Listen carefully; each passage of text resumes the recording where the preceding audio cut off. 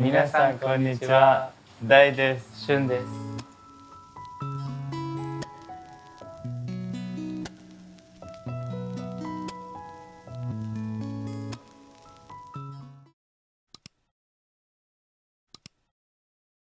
僕たちの近況報告から始めますけど、ベルリンファンミーティングありがとうございました。皆さん、時差ボケ大丈夫ですか？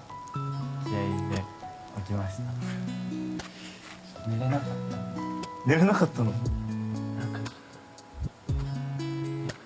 と。ということで、すいません、突然ですけど、本日はスペシャルゲストにお越しいただいております。川谷絵音さんです。イエーイ。お願いします。お願いします。お願いします。お願いします。いやいやいや、ありがとうございます。近況報告がすごい短くてもうみんな知ってるかなと。なるほど。ありがとうございます。よろしくお願いします。お願いします。本当にお忙しい中ありがとう。いえいえ、全然もうすごく嬉しかったです。はい。もう僕としてはなんか曲まで勝手に作ってなんかどうしようと思ってたんですけど、しかも深夜小塚の時に会えてお会いできて、ここまでなんかつながれてすごか光栄というか。そうですね。はい。ありがとうございます。仕組んだように。すごかった。確かになんか仕組まれた感じぐらいの感じでしたよね。で本を読みましたね、僕たち。ありがとうございます。ありがとうございます。なんかあんな赤裸々に、はいなんかすごいですよね。でもなんかそこまで書かないと逆に書くことがないっていうそんなことない。あとなんかウェブ、例えばネットで書くよりもなんか本ってなんかまだ守られてる気がして、まあ確かに。紙だったらというか、まあ Kindle とかありますけど、なんか紙だからしか書けないことがなんかあるなと。ちょっと赤裸々に書きすぎた部分もあるんですけどなんかその本の僕たちが質問いろんなことがあるので聞いてもいいですか？なんか NG とかありますか？全然ないです。で僕が質問があって、僕たち本当にサッカーが苦手なんですよ。はい。すごい。そうっす。ごめんね。サッカーね、いいよ。でめっちゃサッカーするなと思って、序盤からそこがまず疑問でした。なんかいやずっとできる。でも最初は楽しくやってたんですもんね。そうですね。最初は好きで始めたつもりだったんですけど、読んでない方はあれですけど、やっぱサッカー部っていうこう上下関係みたいなやつにちょっともうサッカーじゃないことが気になり始めて、サッカーが嫌いになったっていうよりはなんかサッカー部が嫌だったっていう、集団行動みたいなのがあったんで。確か僕サッカーのことめっちゃ書いてましたもんね。めっちゃ書いてて、いろんなことでフットサル行った話とかも書いてたんで。なんかフェスティバルに参加するときに、駅着いて、迎えのバスが来て、でそれに皆さんメンバーで乗って行ったら、全然違う人ですよねって言われて、そういや違いますみたいな。でその時の一連の流れが僕的にはリアルすぎて確かにあんなこと起きたらちょっと無理だよね。もうハプニングすぎるじゃないですか。そう、違う人に間違えられて、てか違う人が乗るはずだった車に乗っちゃって会場に着いてもちょっとなんかもう自分の中の、怒りっていうか、なんかどういうことなんだろうが止まんなくて、でそれもライブの MC で言ったらめっちゃ受けてたんですけど、今年呼ばれなかったです。いやもう僕のせいですそれは。いやでもそれで読んでたら結果パフォーマンスとしてはとてもいいものになったってなってたから、僕めっちゃこうちょっとマイナスが入るとすごく抜け出せなくなるから、絵音さんその時どういうふうにこう切り替えるスイッチを見つけたのかなって。確かに。なんかそこに行けば行くほどなんか調子が上がるっていうか、なんかこれ以下がないからどん底に落ちたら逆にもうこれ以上ないから、これ以上落ちないからもう上がっていくしかないならめっちゃいいじゃんみたいな意識的なものがだんだん。そうです。もうそれがなんか一番なんか自分の中でこう長く音楽を続けてる秘訣みたいなところで、やっぱ悪い時もあるじゃないですか、こう人生っていい時も悪い時も、なんか悪い時の方がなんか逆にいい時の方が不安になるんで、こういつか落ちるかもとか、なんか落ちてる時の方がなんか楽っていうか、もしかしたらもっと悪いことが起きるかもしれない。でもそれはそれでもう悪いからこれ以上悪くても別になんかそんな変わんないかなっていう、死ぬ以外だったらまあ確かに大丈夫かなみたいな。大がすごい一喜一憂が激しくてもう一日に何回落ち込んだり、これがすごくて、でもしかもこうなるのが本当にどんな辛いことがあったのってぐらいこうなる。小さなことでも。アドバイスありますか？そんな僕に？そう一喜一憂でも僕も一喜一憂はしますよ全然。なんかこの細かいところでもなんかそれなんかこう大きく見た時にその大したことないなってこう思うようにするっていうか、なんかいつもなんか第三者的な自分を置いてて、そう俯瞰で見るようにしてるというか、そしたら全然大したことないじゃんみたいな感じにするというか。2ヶ月かかるんですそれに気づく。振り返って初めてあんなことに落ち込んでたんだなみたいな。でも常に。でもなんかどっちかっていうとね、なんかこうしゅんくんの方がこう打ち沈み激しそうなイメージが。そうですね。でも多分一番激しい。めっちゃそれは自覚してます。なるほど。なんかすっごくこう明るいからなんかそういうのなさそうに見えるけど。そうだ、番組でしか素を見たことないです。あの時ってだってすごいあれでスターモード。なるほど。無敵モード。多分見てる方は大がただ明るい人だと思うけど、意外とそうでもない。負けないぐらい繊細かもしれない。でもなんか YouTube ちょっと見たらでも繊細なんだろうなって思いました。でも本当です。はい、すごく普段の感じが、意外とセンシティブ。意外とセンシティブ。敏感。本当に敏感。ね。だから毎日ぶつかる。なんかそっちの方が楽しくないですかね。楽しいですけど。なんかどっちかが繊細じゃなかった場合、それが気になるじゃないですか。なんでこんなことも気にならないんだろうみたいな、相手がね。あるよね。なんかお互いのその敏感ゾーンが違うから、そこ気になんないのみたいなのが。どういうことで喧嘩するんですか？やっぱりいろいろありますけど、なんだろうね。なんかきっかけは例えばうちスポンジを置くホルダーがあるんですけど、食器洗いのスポンジ、それを僕は何が何でも戻して終わりなんです。でもしゅんはやった後こうシンクのここに置きっぱ、スポンジが。なるほど。まあ朝とか夜寝る前とか時間がちょっとこう迫ってる感じの時、お互いにちょっとこう言わないけどピリピリし始めて、で例えばそういうスポンジに僕が気になっちゃってちょっと強く言っちゃう。それが強いがゆえにしゅんもピリピリしてるし、僕はピリピリしてないよ。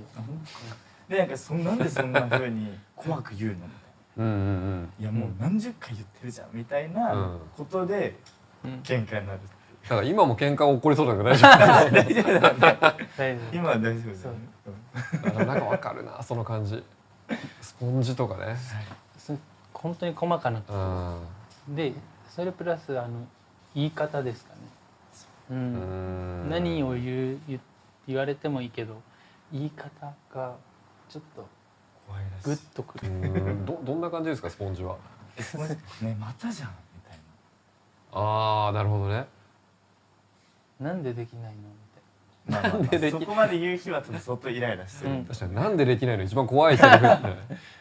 なんか僕は視点を変えたらまず洗い物してること、率先して洗い物してることにまず褒めてほしい。なるほどね。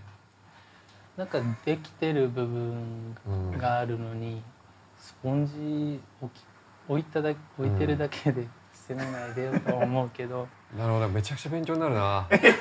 なんかそういうことがあったら褒めないとっていうね、まず。そうですね。皿洗いありがとうね。でもスポンジちょっとここにね下ろした方がいいよねみたいな。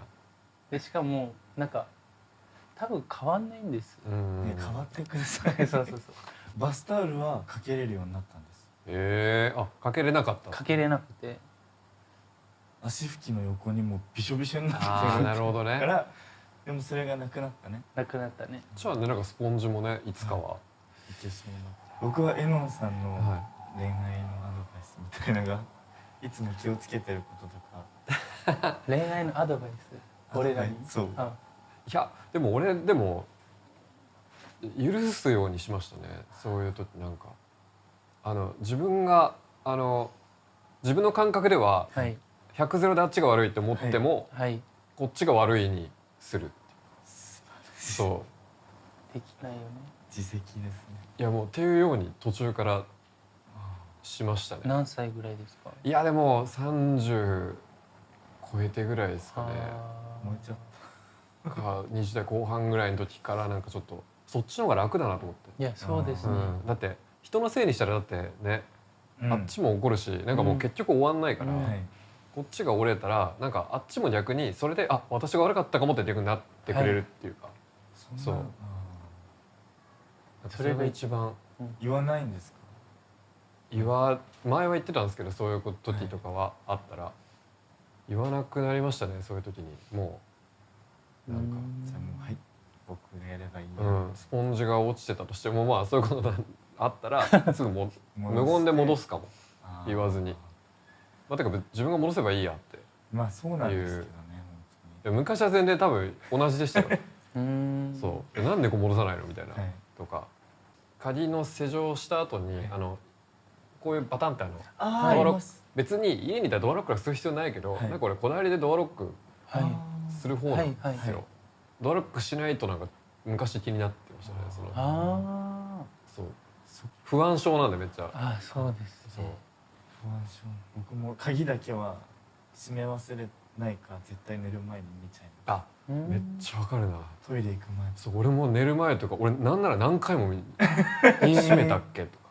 あとやっぱ家出てももう一回戻ったりします俺。鍵閉めてないかもう一回確認しようと。その隣の部屋の人がOh my god だからしかもその犯人が同じマンション内の人だった。分かった？だからそのオートロックでも閉めた方がいいかもしれない。盗難とかじゃなくてじゃなくてもそれなら閉めます。本当？僕たちに何か質問があればと思いました。いやめっちゃあるけどなそんなこと言われたら。2人って今付き合ってどんぐらいですか？今1年3ヶ月。1年3ヶ月です。1年3ヶ月ってなんかこうほとんどのことを超えてきた多分じゃないですか。もう何があるのまだ足りない？いやなんか今ある不安点とかあるんですか？なんかこうお互いのなんかそのスポンジとか以外で不満点とか。不満点はまあありますよねお互いね。不満点ありますね。仕事のが一緒なので、日常生活はないんですけど仕事の時がどういう時に、僕がちょっと緩くてなんか仕事とかに対して、緩いっていうかこう自然体緩くはないんだ。緩くない、自然体で、でも大は仕事マン、がっつりタイプ。できること全部用意してで、失敗なんか絶対するんで100点取ろうとしても、じゃあ100点取ろうとして98点と90点取ろうとして80点だったら100点取ろうとしてみたいなるほどねのがいい人で。でもなんかその組み合わせがいい気がするけどなんかまあそうなんですけど、やっぱりその最中ってそうは思えない。なんでそんなこと気にしてるのって僕はなるし、でもなんでそんなことそれな考えないのとか、めっちゃ心配性だから全方位にガード張っておきたいみたいな。そういう人がいてくれると助かるっちゃ助かるでしょ。助かりますね。どっちだよ。だから多分いいことではある気がするな。なんかそのバランス感がお互いきっちりしてたら逆に気になるかも。そのきっちりしてるポイントが違くて最悪だね。だからこの感じがなんかいい気がする。なんか俺なんかの YouTube のやつでそのウォッチパーティーかな、なんかみんなこうやって見たりこう食べ物いっぱいあるけど、こうしてたけどしゅんくんだけこうやってなんか食べたりこう飲んでるの見ていいなと思ってその緊張してないと思って、なんかこうしてないね。でも緊張するとこはしますね。歌うとか失敗したくない時、まあね。でもそういうなんか結構ラフなんですよね。そのラフさがいいですよね。自然体というか。そうか。でも僕は大も同じテンションでいてほしいっていうあれがあるんですよ。でも難しい時があって、一回タイでロケをしたんですね。そうなんです。で僕がこういう感じで大がその時めっちゃ張り切ったんですよ。さて今回はなんかそういう仕事モードに入って僕がついていけなくて、初めて2人だけで1日ロケするっていう機会をいただいて、大喧嘩してお蔵入りになろうとして。で結局その理由は俺が走っちゃってシュンがこうついてこれなくて、で大喧嘩になってもう職務放棄、カメラ回ってんのにすいません、俺が「シュンおいしいやばくないですか1時間それは放送されそれで結局その番組のプロデューサーさんが何とかしようとしてくれて仲直り、タイムをもらったんですね。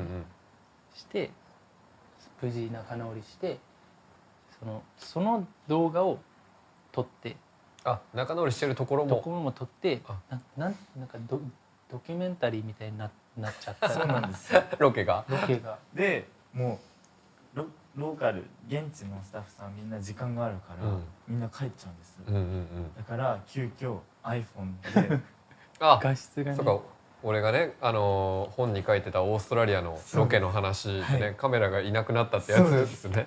俺らと一緒だったもんあっちはね時間がきっちりしてるからもうね帰っちゃうんですよね。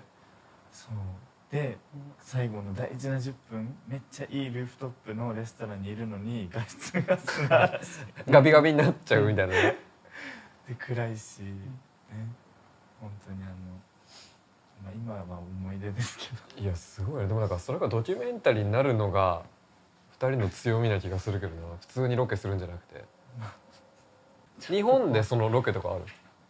日本は一回もないよね。絶対やってほしいですね。地方とかでロケやりたいですね。めっちゃ面白いと思うけどな。今でもソロの仕事はないんですよね。ソロはあるよね。ちょこちょこ分かりやすいのはドラマに出させてもらったりとか、シュンはヒズグリッチっていう名前で音楽やってたり、そうですね。音楽制作やってるよね。なんかどういう方向性で作ればいいのかなと思って。なんか、自分の色いっぱいなのか、売れること考えるのかってこと？でもなんかやりたいことをやってたらそれが売れるものだったみたいな人が多い気がする。今は多分今の若い子はちゃんと売れるものを作ろうと思って作ってる人が多いかも。やっぱそのバウンディとか、やっぱ最初出た時に話した時はやっぱすっごい考えてるなっていう、これが売れるって分かって作ってる人だなって、それ以降やっぱそういう人がいっぱい出てきたから。でも僕らの時代はそうじゃなかったんで、あんまりなんか自分が好きなことやってたらそれが売れてしまったみたいなのから始まってるんで、そこからやっぱ一回こうなるとこう維持しようとしたりとか、ファンの人にこうね届けようとしたりとか、ファンの人が求めてるものをやろうとかっていう感情がどんどん出てくるんで、あれですけど最初がでも重要っすね。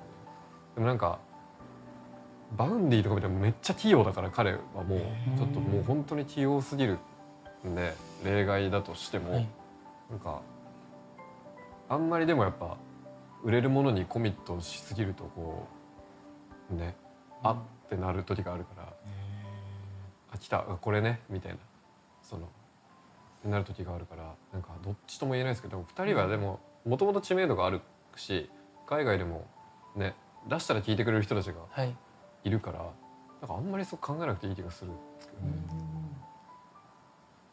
やりたいことをやって、その反応を見ながら考えていけばいい。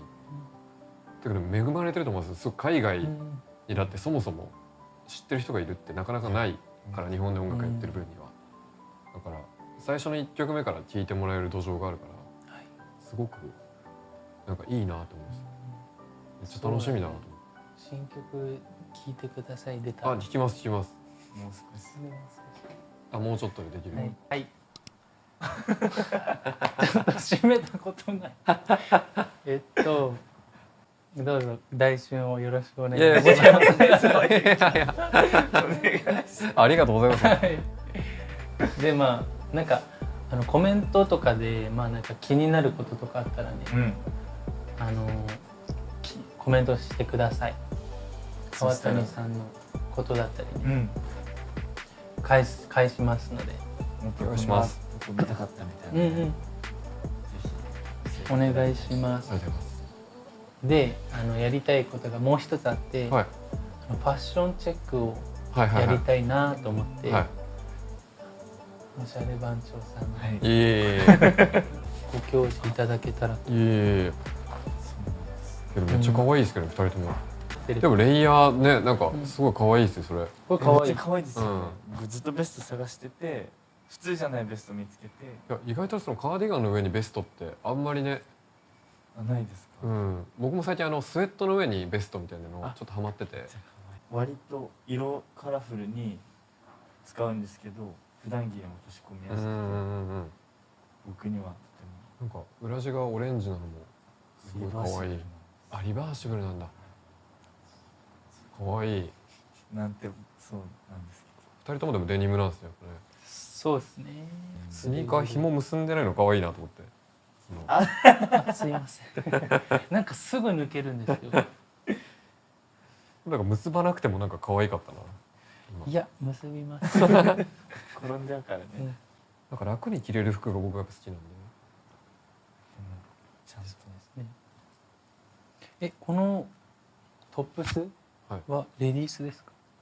これなんかねメンズですか？ユニセックスなのかなっていう。なんかこれなんていうんだっけ？パンタ系というかクロップド。そうなんか多分ちょっとレディースっぽいやつでサイズデカめのやつを着てるって感じですよね。そのパンツとかもレディースの方が合うから。一緒です。あ、そうそうそう。レディースですね。あ、これレディースなんですよ。レディースです。レディースの方がなんか可愛いの多いですよね。本当にその通りです。ブランドの方がレディースの方が服多いじゃないですか。はいはい。だからレディースばっか見てますね。これはファンの方からいただいたプレゼントで可愛い。今回 JW アンダーソン。はい。でもなんか2人なんかどっちもありますよね。可愛いもかっこいいも。本当ですね。なんかそれができてたら一番。そうね。俺はいつ見ても美しいなと思うから2人が。そう。めちゃくちゃ映える。下品です。あなたは下品。あ、そう。はい。ありがとうございました。またぜひお願いします。ありがとうございます。ありがとうございます。それでは大春と川谷絵音さんでした。ありがとうございます。ありがとうございます。また会える日を楽しみに。ぜひ。じゃあツアーのリハーサルということで。そうだ。ここでお別れを。ありがとうございます。ありがとうございました。ありがとうございます。